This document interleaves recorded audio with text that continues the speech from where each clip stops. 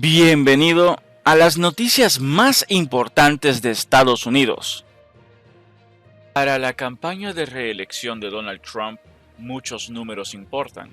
El número de estadounidenses que se enferman y el número de bajas por esto que está afectando el mundo, el número de meses antes de que la economía comience a reabrir y recuperarse, el número de estadounidenses que pierden su seguro de salud y su hogar después de perder su trabajo.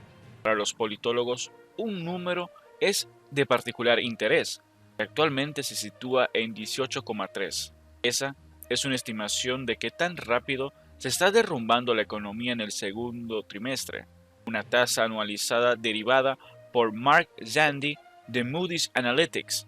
Es una medida de cuánto menos está produciendo la economía estadounidense a medida que las empresas cierran, el desempleo aumenta y la situación se empeora.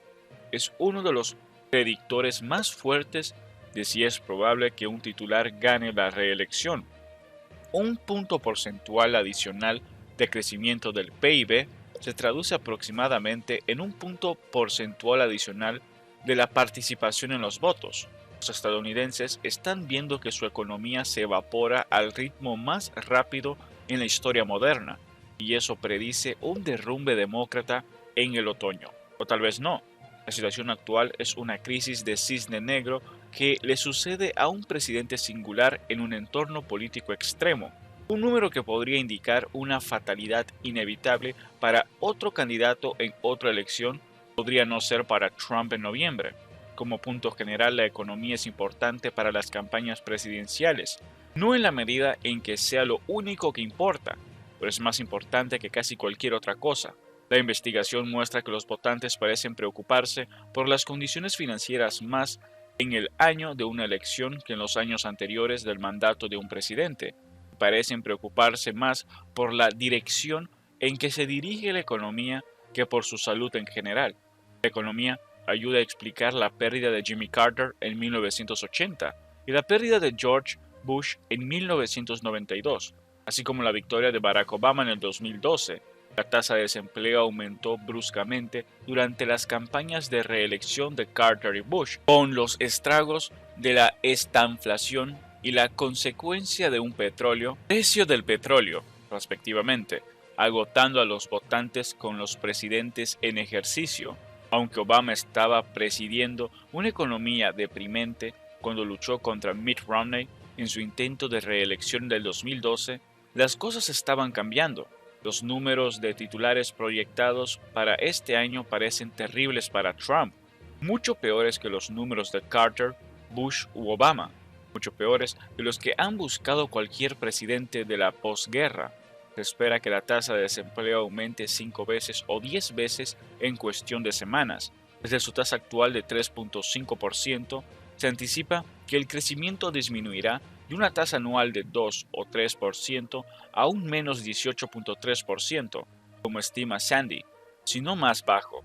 Se prevé que los ingresos de hogares colapsen también en términos sin precedentes. Tomadas por sí mismas, estas estadísticas apuntan a la medianoche en Estados Unidos y a una victoria reaganesca para el candidato demócrata. Los paralelos históricos obviamente están lejos de ser perfectos, pero los votantes han parecido bastante dispuestos a castigar a los titulares por el impacto económico de las depresiones globales, las sequías y las inundaciones y todo tipo de condiciones más allá del control de cualquier presidente.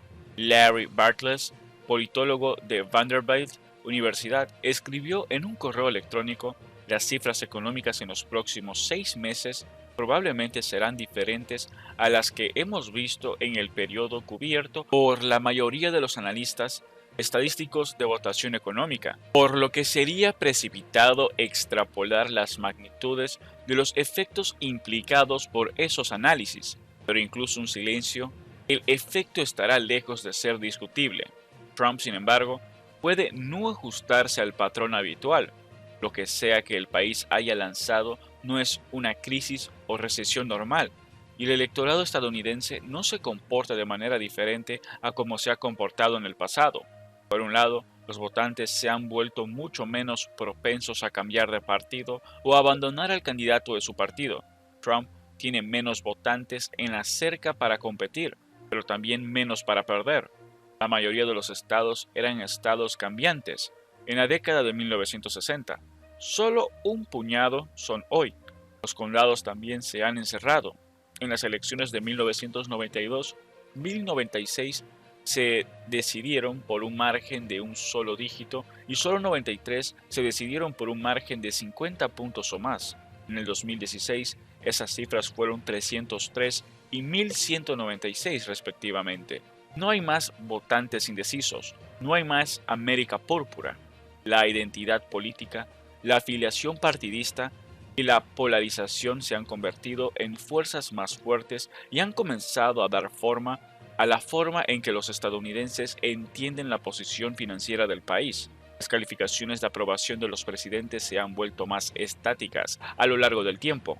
Obama no recibió un aumento favorable de la mejora de las condiciones económicas como lo hicieron los presidentes anteriores, y Trump encuestó muy por debajo de lo que sugería la tasa de desempleo anterior a la crisis y los números del PIB. Encuestas recientes muestran que si un republicano está a cargo, es más probable que los republicanos vean una buena economía y los demócratas una mala economía al mirar a la misma economía. La brecha partidista de las expectativas económicas se ha disparado. La polarización parece haber alimentado una disociación entre las calificaciones favorables y las condiciones económicas subyacentes, explica el politólogo John Seitz de Vanderbilt. Eso abre la posibilidad de que los votantes republicanos se queden con Trump a pesar de la profunda recesión que se avecina.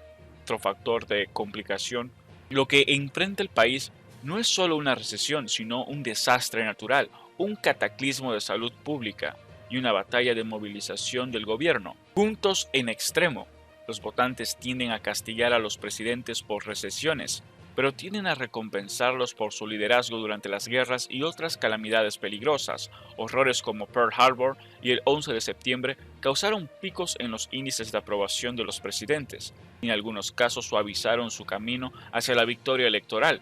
Esto se conoce como el efecto de reunión alrededor de la bandera, y Trump parece estar beneficiándose de ello.